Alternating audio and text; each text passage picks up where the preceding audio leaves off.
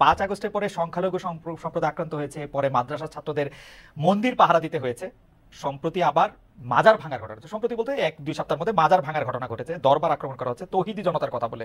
এই তৌহিদি জনতার বিষয়ে জামায়াতের অবস্থান আসলে কি? দরবার, পীর, ওরস, মাহফিল, সুফিবাদ জামাতের একজন না, নেতা বা কর্মী ব্যক্তিগতভাবে এসব চর্চায় থাকতে পারে কিনা, অংশ নিতে পারবে কিনা? আমাদের দৃষ্টিভঙ্গি পরিষ্কার, এবং আমাদের দৃষ্টিভঙ্গি এটা নিজস্ব নয়, এটা কোরআনের দেওয়া দৃষ্টিভঙ্গি। সেটা হচ্ছে লা ইকরাহা ফিদ্দিন, দিনের ব্যাপারে কোনো বাড়াবাড়ি চলবে না। এখন কোনো মানুষের উপরে কারো আদর্শ চিন্তাধারা চাপায় দেওয়ার কোনো অবকাশ নেই। মানুষের মনোজগতে যখন পরিবর্তন আসবে, মানুষ যখন নির্দিষ্ট কোনো আদর্শকে ধারণ করবে, তখনই সেই আদর্শ কেবল বিজয় লাভ করতে পারে। এটি তার নৈতিক বিজয়, এটি তার প্রশাসনিক বিজয়, এবং এটি তার রাজনৈতিক বিজয়।